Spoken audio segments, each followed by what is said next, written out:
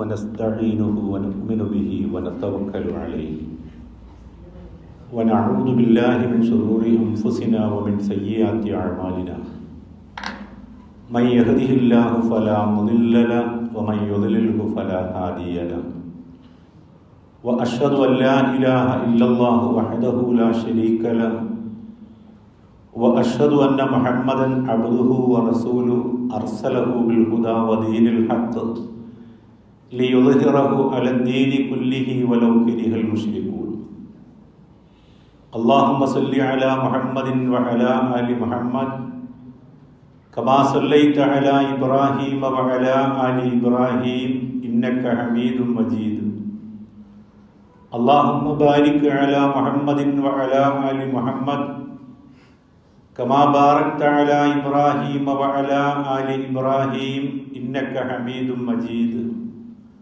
أما بعد فإن أصدق الكتاب كتاب الله وخير السنن سنن محمد صلى الله عليه وسلم وشر الأمور محدثاتها وكل محدثة بدعة وكل بدعة ضلالة يا أيها الذين آمنوا أوصيكم أولا بتقوى الله أعوذ بالله من الشيطان الرجيم بسم الله الرحمن الرحيم إن عدة الشهور عند الله 12 شهرا في كتاب الله يوم خلق السماوات والأرض منها 4 حرم ذلك الدين القيم. അള്ളാഹുവിൻ്റെ അടിമകളായ സഹോദരങ്ങൾ, അള്ളാഹുവിൻ്റെ വിധിവിലക്കുകൾ അനുസരിച്ച് ജീവിക്കാൻ എന്നെയും നിങ്ങളെയും ആദ്യമേ ഉണർത്തുകയാണ്, ഉപദേശിക്കുകയാണ്. അപ്രകാരം ജീവിച്ചു മരിക്കാൻ അള്ളാഹു നമ്മെ അനുഗ്രഹിക്കുമാറാകട്ടെ. ഒരു വർഷം പിന്നിടുകയാണ്. ഹിജറ വർഷം 1447 നമ്മൾ പ്രവേശിച്ചിരിക്കുന്നു. നമ്മുടെ പുതുതലമുറയ്ക്ക് പലപ്പോഴും ഇസ്ലാമികമായ സംസ്കാരങ്ങളും ഇസ്ലാമിക ചരിത്രവും വിസ്മരിക്കപ്പെട്ടുകൊണ്ടിരിക്കുകയാണ്. അതുകൊണ്ട് തന്നെ ഇത്തരമൊരു കാലഘടനയെ സംബന്ധിച്ച് മുസ്ലിങ്ങൾക്ക് തന്നെയും വലിയ ബോധമില്ലാത്തൊരു സാഹചര്യം നിലവിലുണ്ട്. പുരാതന കാലം മുതൽക്ക് തന്നെ മനുഷ്യർ തീയതികൾ കുറിക്കുകയും ദിവസങ്ങളെ സംബന്ധിച്ചുമൊക്കെയുള്ള വലിയ താല്പര്യപൂർവ്വം കാര്യങ്ങളൊക്കെ സൂക്ഷിച്ചു വന്നിരുന്നു. എന്നാൽ ഇസ്ലാമികമായ ഒരു കാലഗണനയെ സംബന്ധിച്ചുള്ള ആലോചനകൾ മഹാനായ ഖലീഫ ഉമർ റളിയല്ലാഹു അൻഹുവിൻ്റെ കാലഘട്ടത്തിലാണ് സജീവമാകുന്നത്. അപ്പോൾ എവിടെയാണ് നമ്മൾ കാലഗണന തുടങ്ങേണ്ടത് എന്നൊരു ചർച്ച വരുമ്പോൾ, ഒരു കലണ്ടറിനെ സംബന്ധിച്ചുള്ള ആലോചന വരുമ്പോൾ പല വിധത്തിലുള്ള അഭിപ്രായങ്ങൾ ഉന്നയിക്കപ്പെടുന്നുണ്ട്.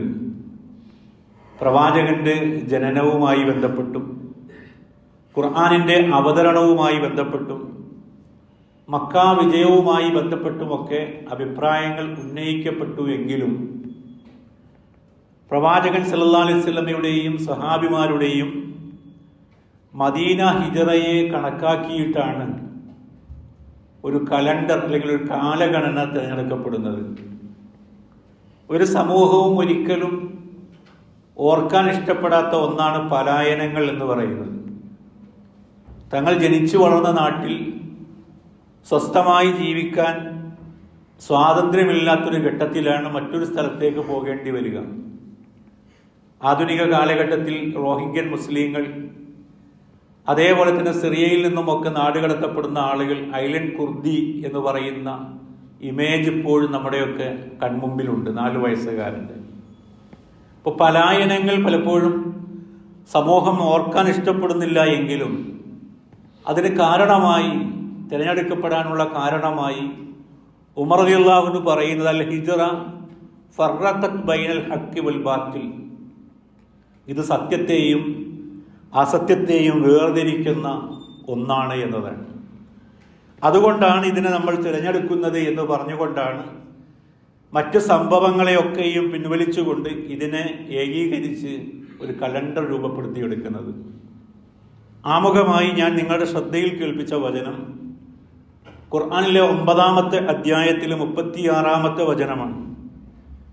ആ വചനത്തിലൂടെ അള്ളാഹു നമ്മളോട് പറയുന്നത് ഇന്ന ഇദ്ദത്ത ശുഹൂരി ഇൻദല്ലാഹ്, അള്ളാഹുവിൻ്റെ അടുക്കൽ മാസങ്ങളുടെ എണ്ണം എന്ന് പറയുന്നത് ഇസ്നാ അശറ ഷഹറ, 12 എണ്ണമാണ്. ഫീ കിതാബില്ലാഹി യൗമ ഖലഖസ് സമാവാതി വൽ അർദ്, ആകാശഭൂമികളെ സൃഷ്ടിച്ചത് മുതൽ പടച്ചവന്റെ കിതാബിലുള്ള കണക്ക് പ്രകാരം 12 മാസങ്ങളാണ് ഒരു വർഷത്തിനുള്ളത് എന്നതാണ്.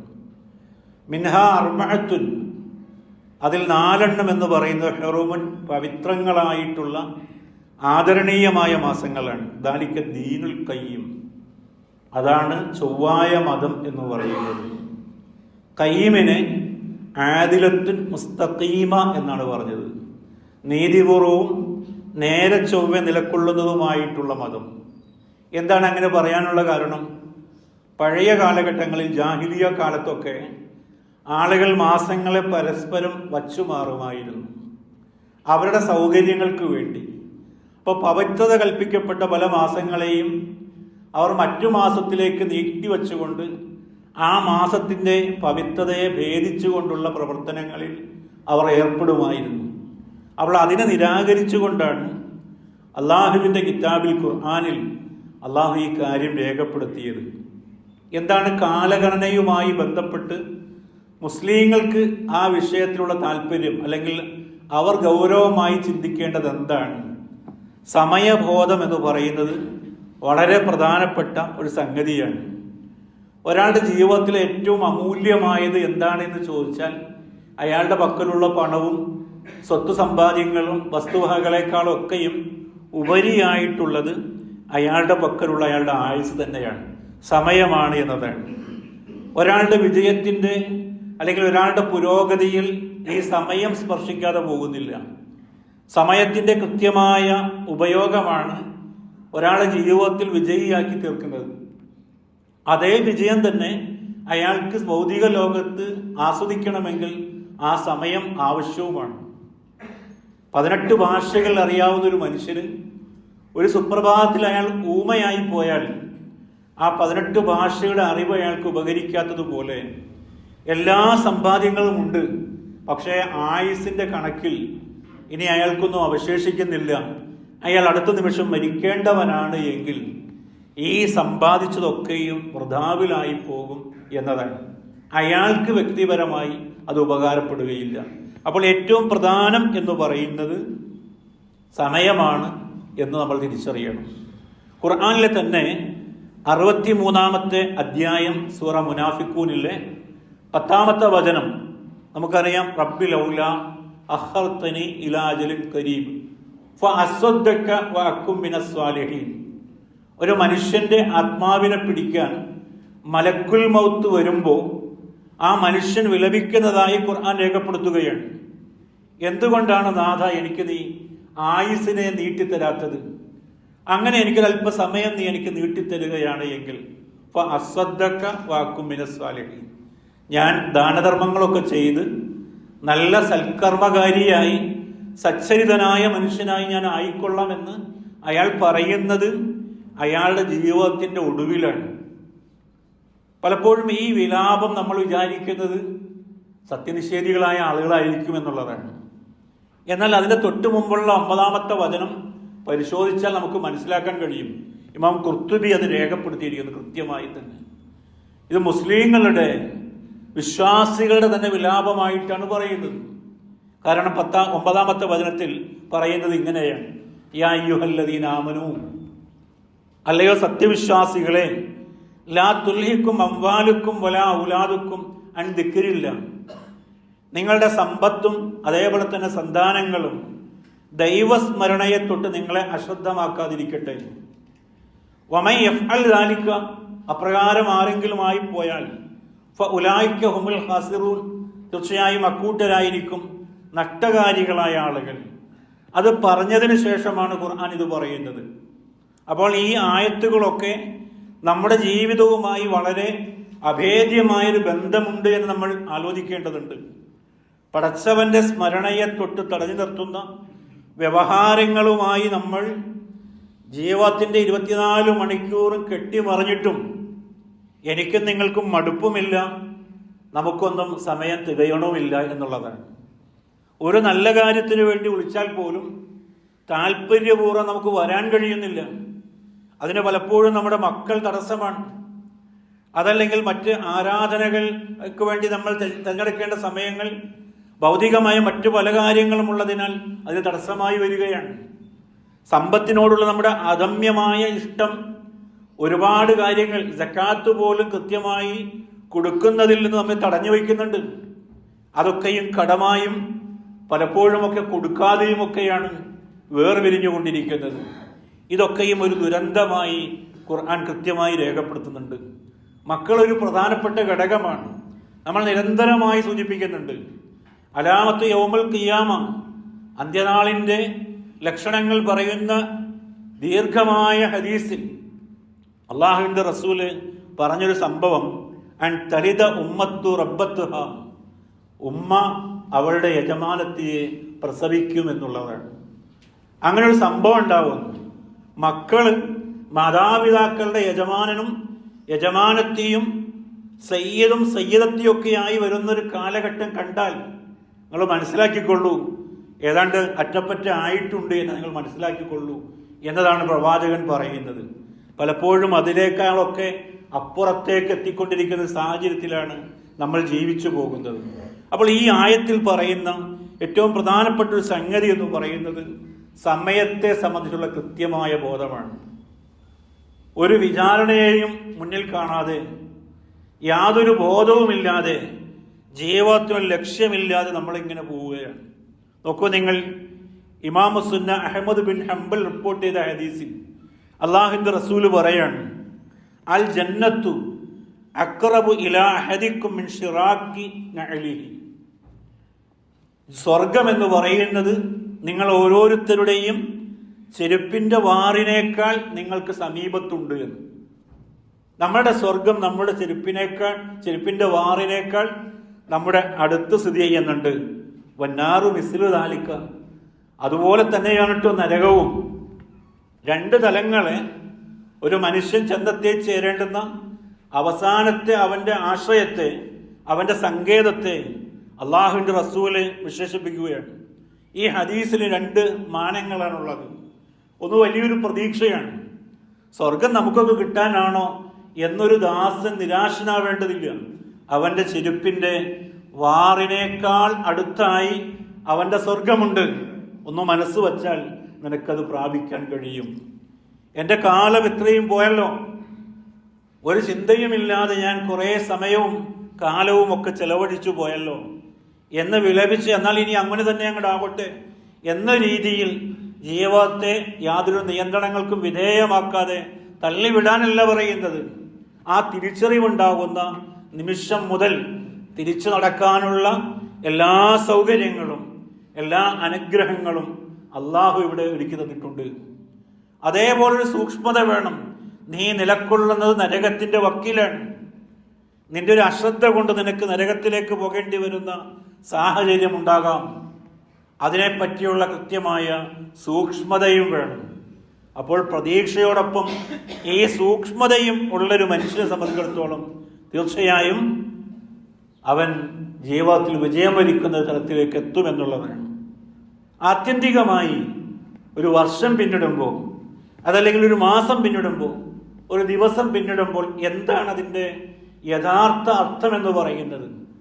കൃത്യമായ ഡെഫിനറ്റ് ആയിട്ടുള്ളൊരു കാര്യം, നമ്മൾ നമ്മുടെ ഖബറിലേക്ക് അത്ര കൂടി അടുത്തിരിക്കുന്നു എന്നുള്ളതാണ്. അത്രയും സമയം കൂടി അടുത്തിരിക്കുന്നു. ഇന്ന് എൻ്റെ നാട്ടിൽ 20 കൊല്ലത്തോളം തുടർച്ചയായി ഒരു പള്ളിയിൽ ജോലി നോക്കിയിരുന്നൊരു മുഅദ്ദിൻ കഴിഞ്ഞ രാത്രിയിൽ മരിച്ചിരിക്കുന്നു. ഒന്ന് ആലോചിച്ച് നോക്കുക. അത്രയോ നല്ല കാര്യങ്ങൾ ചെയ്തുകൊണ്ട് അങ്ങനെ നീങ്ങുന്ന ആളുകളുണ്ട്. നമ്മുടെ ജീവിതത്തിലൊക്കെ തിരിച്ചു പോകുമ്പോൾ ഈ കണക്ക് പുസ്തകത്തിൽ പടച്ചവനെ ഏൽപ്പിക്കുന്ന ജീവിതരേഖയിൽ സംതൃപ്തമായി ധന്യമായിട്ടുണ്ട് എന്ന് അവനവനെ തന്നെ ബോധ്യം വരുന്ന രീതിയിൽ ഏൽപ്പിക്കാൻ തയ്യാറുള്ള രേഖകൾ എത്ര ആളുടെ പക്കലാണുള്ളത്? തിർമിദി റിപ്പോർട്ട് ചെയ്യുന്ന ഹദീസിൽ 4 കാര്യങ്ങളിൽ ഒരാളുടെ ഉത്തരം കേൾക്കാതെ, ഉത്തരം പറയാതെ കാലുകൾ മുന്നോട്ട് വയ്ക്കാൻ അള്ളാഹു സമ്മതിക്കുകയില്ല എന്ന് പറയുന്നുണ്ട്. അതൊരു ചോദ്യം അൻ ഉമരി, അവന്റെ ആയുസ്സിനെ സംബന്ധിച്ച്. ഫീമ അഫ്ന, എവിടെയാണത് തുലച്ചു കളഞ്ഞത് എന്നതാണ്, എവിടെയാണത് നശിപ്പിച്ചത് എന്നുള്ളതാണ്. ജീവിതത്തിന്റെ ലക്ഷ്യവും യാഥാർത്ഥ്യവും മനസ്സിലാക്കാതെ എത്രയോ സമയങ്ങൾ നമ്മൾ അലക്ഷ്യമായി നമ്മൾ ചെയ്തുകൊണ്ടിരിക്കുന്നു, അല്ലെങ്കിൽ നിർബാധം നമ്മൾ തള്ളിവിട്ടുകൊണ്ടിരിക്കുന്നു.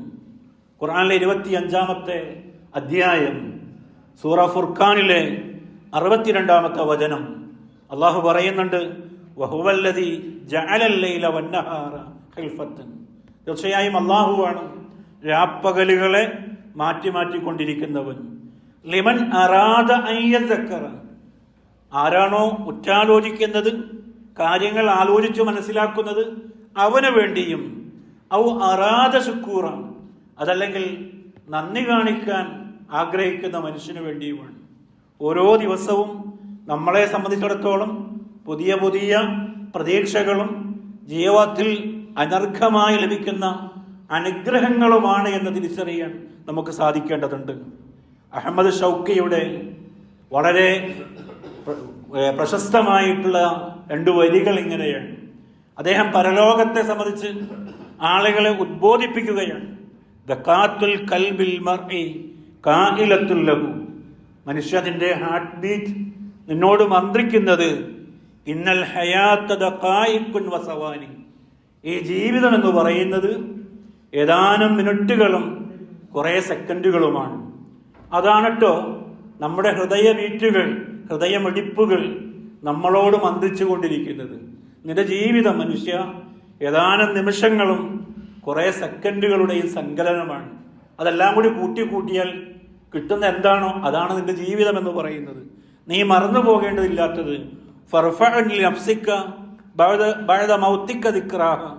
മരണശേഷമുള്ള നിന്റെ ഓർമ്മകൾ നീ ഉയർത്തേണ്ടതുണ്ട്.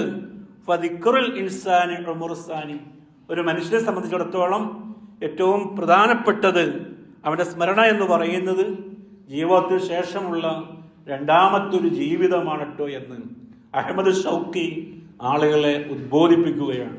അതുകൊണ്ട് കേവലം മൃഗങ്ങളെപ്പോലെ ജീവിതം ഇങ്ങനെ അലക്ഷ്യമായി തള്ളി നീക്കിക്കൊണ്ട് നമ്മുടെ തൊഴുത്തിൽ കിടക്കുന്ന പശുവും കാളയുമൊക്കെ ഒരു സുപ്രഭാതത്തിൽ അർത്ഥോ അല്ലെങ്കിൽ ചത്തോ പോകുന്നത് പോലെ അങ്ങനെ നീങ്ങിപ്പോകേണ്ടവനല്ല നിങ്ങളും ഞാനുമൊക്കെ എന്ന് ഓരോ ദിവസവും ഓരോ മിനിറ്റുകളും കൃത്യമായി നമ്മളെ ബോധിപ്പിക്കുന്നുണ്ട്. ഒരു തിരിച്ചുപോക്കിനുള്ള ഒരുക്കമാണ് ഓരോ ദിവസവും നമ്മോട് ആവശ്യപ്പെടുന്ന വളരെ കൃത്യമായിട്ടുള്ള പ്രധാനപ്പെട്ട ജീവിതത്തിൻ്റെ മൗലികമായ ഒരാവശ്യമെന്ന് പറയുന്നത്.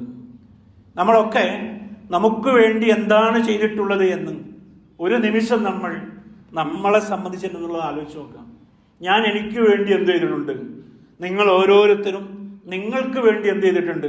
പലപ്പോഴും നമ്മൾ പറയാം നമ്മുടെ മക്കൾക്ക് വേണ്ടി നമ്മൾ രാവും പകലും ഒക്കെ നമ്മൾ ഇടങ്ങേറായി എന്ന് പറയും, വെയിലും മഴയും ഒക്കെ നമ്മൾ കൊണ്ടെന്ന് പറയും. അതൊക്കെ നമ്മൾ കാലങ്ങളായി നമ്മുടെ കാരണവന്മാരായി കേട്ടുവരുന്ന ചില വരികളാണ്. എന്നാൽ ആത്യന്തികമായ ഒരു മുസ്ലിം എന്നുള്ള നിലയിൽ അവനെപ്പറ്റി ചിന്തിക്കേണ്ടതുണ്ട്. ഞാൻ ഇവിടെ എനിക്ക് വേണ്ടി ഞാൻ എന്ത് ചെയ്തിട്ടുണ്ട്?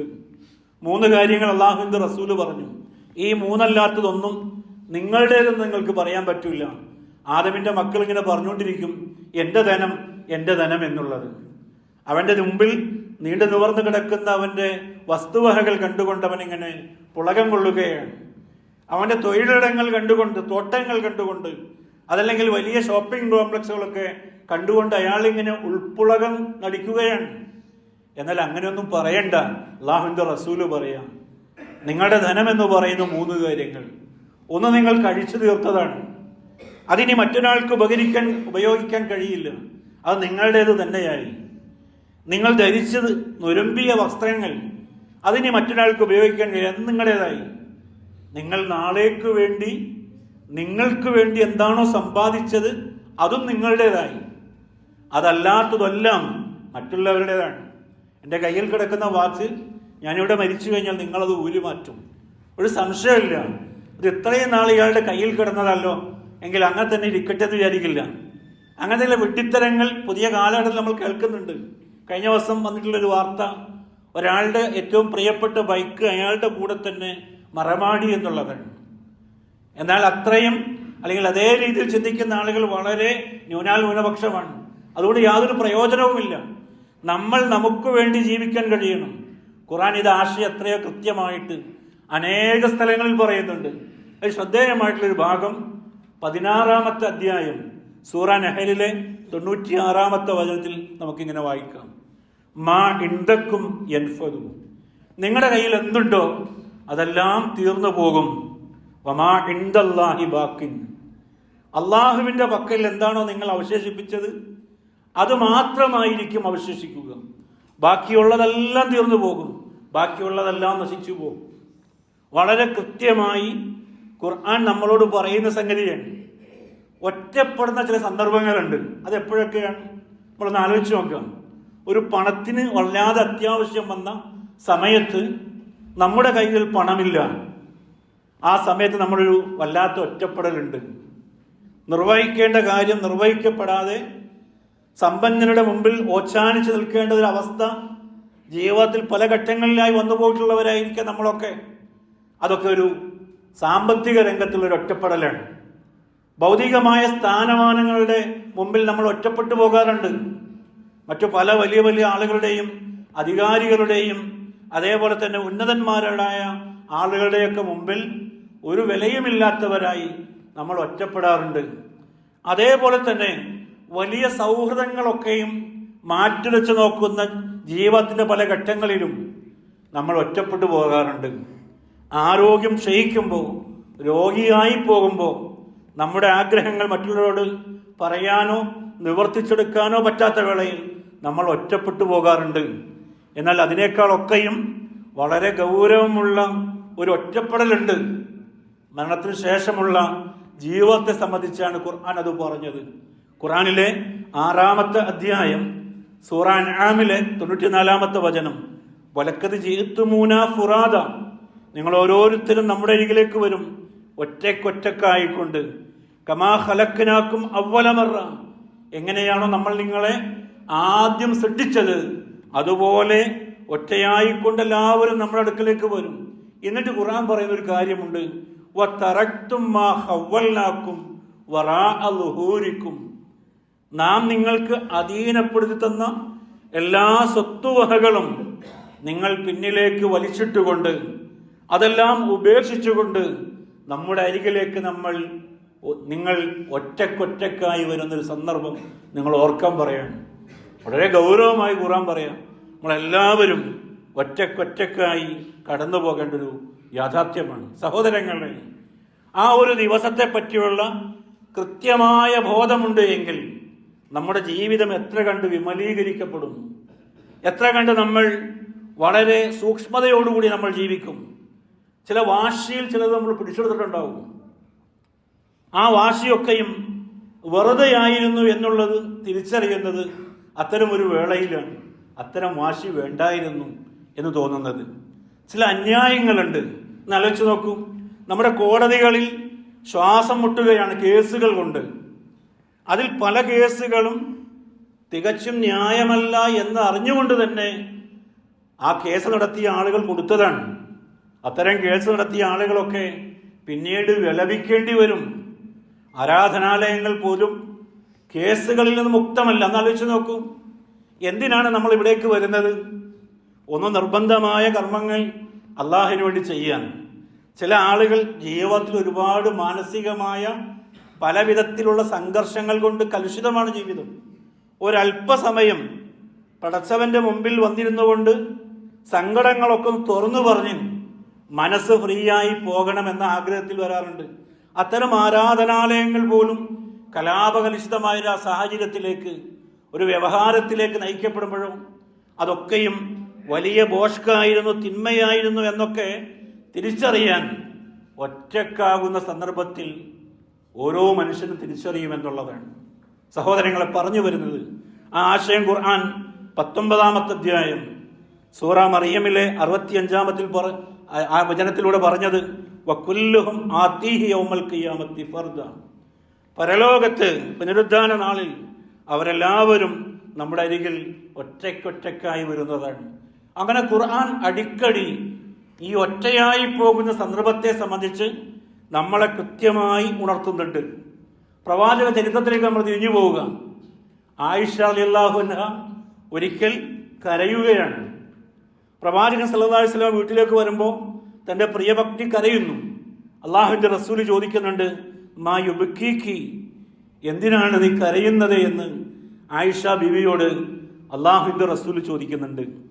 അതിനൊരു പറഞ്ഞ മറുപടി, ദക്കർത്തുന്നാറ ഫബക്കൈതു, നരകത്തെ സംബന്ധിച്ച് ഞാൻ ആലോചിച്ചു, ഓർത്തുപോയി, അങ്ങനെ ഞാൻ കരഞ്ഞതാണ് എന്ന് അവർ പറയുന്നുണ്ട്. അബൂദാവൂദ് റിപ്പോർട്ട് ചെയ്യുന്ന ഹദീസാണ്. ഫഹൽ തദ്കുറൂന അഹ്ലീക്കും യൗമൽ ഖിയാമ, പ്രവാചകനോട് അവർ ചോദിക്കുകയാണ്, ഞങ്ങളെ സംബന്ധിച്ച്, താങ്കളുടെ കുടുംബത്തെ സംബന്ധിച്ച് താങ്കൾ പരലോകത്ത് വച്ച് താങ്കൾ ആലോചിക്കോ, താങ്കൾ ഓർക്കോ എന്ന് അള്ളാഹുവിൻ്റെ റസൂലിനോട് പ്രിയപത്നി ആയിഷ ബീവി ചോദിക്കുകയാണ്. ഫഖാല റസൂലുള്ളാഹി സ്വല്ലല്ലാഹു അലൈഹി വസല്ലം, അള്ളാഹുവിൻ്റെ റസൂൽ പറഞ്ഞ മറുപടി, എനിക്കും നിങ്ങൾക്കും വരാനിരിക്കുന്ന എല്ലാ മുസ്ലിങ്ങൾക്കും വേണ്ടിയുള്ളതാണ്. പ്രവാചകൻ പറയാം, അമ്മാഫി സലാസത്തി മവാത്തിന്, 3 സന്ദർഭങ്ങളുണ്ട് ഒരു മനുഷ്യന്റെ ജീവിതത്തിൽ. ഫലാ യദ്കുറു അഹദുൻ അഹദ, അതിലൊരാളും മറ്റൊരാളെ ഓർക്കുക പോലും ചെയ്യുകയില്ല.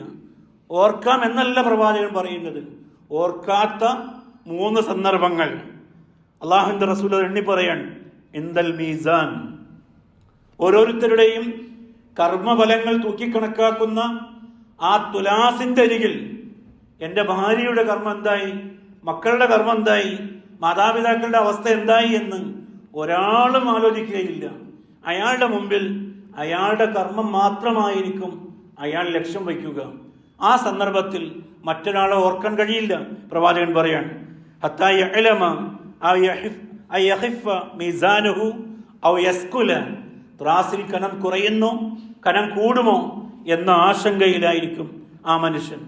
വ ഇൻദൽ കിതാബി ഹീന യുഖാൽ, പ്രവാചകൻ സല്ലല്ലാഹു അലൈഹി വസല്ലം രണ്ടാമതായി പറഞ്ഞത് കർമ്മരേഖ കയ്യിൽ നൽകപ്പെടുന്ന സന്ദർഭമാണ്. ഹാ ഉമുഖ്റഉ കിതാബിയ, വിശ്വാസിയായ മനുഷ്യൻ സന്തോഷം കൊണ്ട് ഈ ഗ്രന്ഥമൊന്ന് വായിച്ചു നോക്കൂ എന്ന് തൻ്റെ കൂട്ടുകാരെ വിളിച്ചറിയിക്കുന്ന സന്ദർഭം ഉണ്ടല്ലോ. ഹത്താ യഅലമ ഐന യഖഉ കിതാബഹു, അവന്റെ ഗ്രന്ഥം എങ്ങനെയാണ് അവന് നൽകപ്പെടുന്നത്. അഫി യമീനി, വലത് കൈയിലാണോ, അം ഷിമാലി, അതല്ല ഇടത് കൈയിലാണോ, അമ്മി വറാഹിൽ അഹ്രി, അതല്ല പുറകിലൂടെയാണോ ആ ഗ്രന്ഥം നൽകുന്നത് എന്നൊരു ആശങ്കയിൽ നിൽക്കുമ്പോൾ ഒരാളും വേറൊരാളെ സംബന്ധിച്ച് ആലോചിക്കുകയില്ല ആയിഷ എന്നാണ് പ്രവാചകൻ പറഞ്ഞത്. മൂന്നാമതായി റസൂൽ പറഞ്ഞു,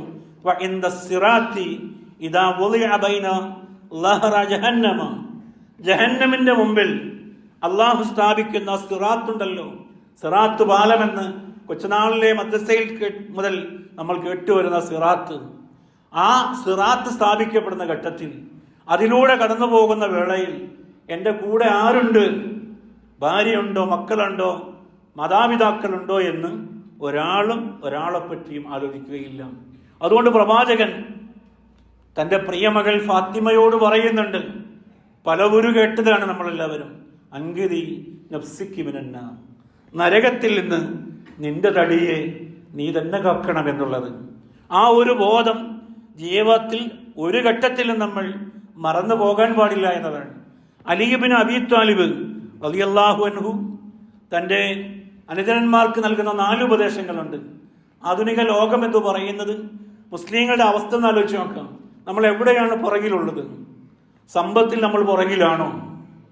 ഏകദേശം 50-ലധികം രാജ്യങ്ങൾ ഇസ്ലാമിക രാജ്യങ്ങളാണ്. എത്രയോ സമ്പന്നന്മാരായ ആളുകൾ നമ്മുടെ കൂടെയുള്ളവരാണ്. എന്നാൽ ജനസംഖ്യയിലാണോ നമ്മൾ കുറവിൽ? അവിടെയും നമ്മൾ കുറവിലല്ല. എന്നിട്ട് നമ്മൾ എന്തുകൊണ്ട് സമൂഹത്തിൽ ഏറ്റവും പിന്നോക്കാവസ്ഥയിൽ പോകുന്നു ലോക അടിസ്ഥാനത്തിൽ എന്ന് പറഞ്ഞാൽ അവിടെ 2 ദൗർബല്യങ്ങൾ അള്ളാഹുവിൻ്റെ റസൂല് പറയുന്നുണ്ട്. ഒന്ന് ഹബ്ബു ദുനിയ, ദുനിയാവിനോടുള്ള നിങ്ങളുടെ ആർത്തിയാണ്. അത് ഏതു രംഗമാണെങ്കിലും, അന്യായത്തിന് വേണ്ടിയാണ് എങ്കിലും അക്രമത്തിന് വേണ്ടിയാണ് എങ്കിലും ഈ ആർത്തി കൊണ്ട് നിങ്ങൾ ഓടുകയാണ്. നിങ്ങൾ ഞാനും മനസ്സിലാക്കാത്തൊരു പാഠം, അള്ളാഹ് വിചാരിച്ചതിനേക്കാൾ ഒരു നയാ പൈസ പോലും എനിക്കും നിങ്ങൾക്കും കിട്ടില്ല എന്നുള്ളതാണ്. അള്ളാഹു വിചാരിച്ചത്, അള്ളാഹ് കണക്കാക്കിയത് ഒന്നും കിട്ടാതെയും പോകില്ല എന്നുള്ളതാണ്. അതുകൊണ്ട് ആർത്തിയുമായി ഓടേണ്ടതില്ല എന്നതാണ്. മനുഷ്യനിന്റെ ആർത്തി, ആ ആർത്തിക്കുള്ള ഒന്നും അള്ളാഹു ഇവിടെ ഉണ്ടാക്കിയിട്ടില്ല എന്നതാണ്. അള്ളാഹുവിന്റെ റസൂല് പറഞ്ഞു, ആദമിന്റെ പുത്രൻ ആഗ്രഹിക്കും സ്വർണത്തിന്റെ ഒരു താഴ്വരയുണ്ട് എങ്കിൽ മറ്റൊന്നുകൂടി ഉണ്ടായിരുന്നെങ്കിൽ എന്നവൻ അള്ളാഹുവിനോട് യാചിക്കും എന്നുള്ളതാണ്. ഈ ഒരു സ്വർണത്തിന്റെ മല തന്നെയും അവന് ഉപയോഗിക്കാൻ ആവശ്യമില്ല, എന്നാലും ഒന്നുകൂടി ഉണ്ടെങ്കിൽ അത്രയും കൂടി നന്നായിരുന്നല്ലോ എന്ന് ആഗ്രഹിക്കുന്ന അതേ മനസ്സുള്ളവരായി നിങ്ങൾ മാറരുത് എന്നുള്ളതാണ്. അതാണ് ഹുബ്ബു ദുനിയ എന്ന് പറയുന്നത്. ദുനിയാവിനോടുള്ള പ്രേമം, ആ പ്രേമം നിങ്ങളെ ഭീരുക്കളാക്കി, നിങ്ങളെ ഷണ്ഡീകരിച്ചു, നിങ്ങളുടെ ശക്തിയെ ചോർത്തിക്കളഞ്ഞു. രണ്ടാമതായി പ്രവാചകൻ പറഞ്ഞത് വകറാഹിയത്തുൽ മൗത്ത്, പടച്ചവന്റെ മാർഗത്തിൽ മരിക്കുക എന്നത്, മരണത്തോടുള്ള നിങ്ങളുടെ വെറുപ്പ്, മരിച്ചു പോകുമെന്നുള്ളതിന്, അള്ളാഹുവിൻ്റെ അടുക്കലേക്ക് നിങ്ങൾ പോകണമെന്ന് നിങ്ങൾക്ക് ആഗ്രഹമുണ്ടാകുന്നത് നിങ്ങളുടെ ജീവിതം ധന്യമാകുമ്പോഴാണ്, നിങ്ങളുടെ ജീവിതം അമലസാലിഹാത്തുകൾ കൊണ്ട് സമ്പന്നമാകുമ്പോഴാണ്. അങ്ങനത്തെ ഒരു അവസ്ഥയില്ലാത്തവരായി നിങ്ങൾ മാറി എന്നതാണ് ആധുനിക ലോകത്തെ മുസ്ലിങ്ങളുടെ പരാജയമായിക്കൊണ്ട് പ്രവാചകൻ സല്ലല്ലാഹു അലൈഹി വസല്ലം ദീർഘദർശനം ചെയ്യുന്നത്. അന്ന് എണ്ണത്തിൽ കുറവുണ്ടാവില്ല എന്ന് പ്രവാചകൻ ആ വചനത്തിലൂടെ തന്നെ പറയുന്നുണ്ട്. ഇവിടെ അലി ഇബ്നു അബി ത്വാലിബ് പറയാണ്, 4 കാര്യങ്ങൾ നിങ്ങൾ ശ്രദ്ധിക്കണം. എന്താണ്? ഒരു പുതിയ വർഷത്തിലേക്ക് അല്ലെങ്കിൽ പുതിയൊരു ദിവസത്തിലേക്ക്, പുതിയ മാസത്തിലേക്ക് പ്രവേശിക്കുമ്പോൾ അൽ ഖൗഫു മിനൽ ജലീൽ, പരമോന്നതനായ അള്ളാഹുവിനെ ഞാൻ എത്ര കണ്ട് എൻ്റെ ജീവിതത്തിൽ ഭയപ്പെടുന്നുണ്ട് എന്ന് നിങ്ങൾ ഓരോരുത്തരും ആലോചിക്കണം. നമ്മുടെ ജീവിതം സംശുദ്ധമാക്കാൻ ആ ഒറ്റ ചിന്ത മതി. പടച്ചവനെ ഞാൻ എത്ര കണ്ട് ഭയപ്പെടുന്നു. എൻ്റെ കൈകാലുകൾ സംസാരിക്കുന്ന ദിവസം വരാനുണ്ട്. എൻ്റെ സാഹചര്യങ്ങൾ, എൻ്റെ സ്ഥലം എനിക്കെതിരെ സംസാരിക്കുന്ന ഒരു അവസ്ഥയെ സംബന്ധിച്ച് യൗമൈദിൻ തുഹദ്ദിസു അഖ്ബാറഹ, അതേ ദിവസം ഭൂമി അതിൻ്റെ വൃത്താന്തം പറയുമെന്ന് പറഞ്ഞപ്പോൾ അള്ളാഹുവിൻ്റെ റസൂലിനോട് ചോദിച്ചു സ്വഹാബിമാര്, എന്താണ് ഭൂമി പറയാനുണ്ടാവുക? അപ്പോൾ ഭൂമിയുടെ മുകളിലാണ് നമ്മൾ ചെയ്യുന്ന ഓരോ കർമ്മങ്ങളും. ആ കർമ്മങ്ങൾക്ക് നന്മയ്ക്ക് നന്മയായി, തിന്മയ്ക്ക് തിന്മയുടെ സാക്ഷിയായി ഭൂമി സംസാരിക്കുന്ന ഒരു അവസ്ഥ എനിക്ക് നിങ്ങൾക്കും വരാനുണ്ട് എന്ന് വന്നാൽ തീർച്ചയായും നമ്മുടെ കർമ്മങ്ങൾ ഭംഗിയാക്കാൻ അത് ഉപകരിക്കും. വൽ അമലു ബിത്തൻസീൽ, ദൈവകൽപ്പനയ്ക്കനുസരിച്ച് എത്ര കണ്ട് പ്രവർത്തിച്ചിട്ടുണ്ട് എന്നൊരു ആലോചനയാണ് അദ്ദേഹം നമ്മോട് ശുപാർശ ചെയ്യുന്നത്. വരിലാബിൽ ഖലീൽ, ലഘുവായതുകൊണ്ട്, പരിമിതമായ ജീവിത വിഭവങ്ങൾ കൊണ്ട് നിങ്ങളുടെ മനസ്സിനെ നിങ്ങൾ തൃപ്തിപ്പെടുത്തുക എന്നതാണ്. പരിമിതമായ വിഭവങ്ങളിലും തൃപ്തിയുള്ള മനസ്സിൻ്റെ ഉടമകളായി തീരാൻ നമ്മൾ പരിശ്രമിക്കണം എന്നുള്ളതാണ്. 4-മതായി അദ്ദേഹം പറഞ്ഞത് വൽ ഇസ്തിഅദാദു ലിയൗമിർ റഹീൽ, ഒരു യാത്ര പോകേണ്ടതുണ്ട്. വളരെ പെട്ടെന്ന്, ഒരു മുൻകൂട്ടലുമില്ലാതെ കസേരകൾ നമ്മുടെ വീട്ടിൽ വരുന്നു, ടാർപ്പായകൾ വലിച്ചു കെട്ടുന്നു, നമുക്ക് വേണ്ടപ്പെട്ടവർ വലിയ കരച്ചിലും പ്രയാസങ്ങളും ഒക്കെ ആകുന്നു. അങ്ങനെയുള്ള ഒരു ദിവസം നമ്മുടെ ജീവിതത്തിലേക്ക് വളരെ പെട്ടെന്ന് നമ്മൾ പോലും അറിയാതെ കടന്നു വന്നേക്കാം. അതിനു മുമ്പ് കൃത്യമായി ഒന്ന് ഒരുങ്ങണമെന്നുള്ളതാണ്. ആ രീതിയിൽ ജീവിതത്തെ കൃത്യമാക്കാൻ ഈ പുതുവർഷത്തിൻ്റെ ആലോചനയിൽ എനിക്ക് നിങ്ങൾക്ക് സാധിക്കേണ്ടതുണ്ട്. അള്ളാഹു അതിന് നമ്മെ അനുഗ്രഹിക്കുമാറാകട്ടെ.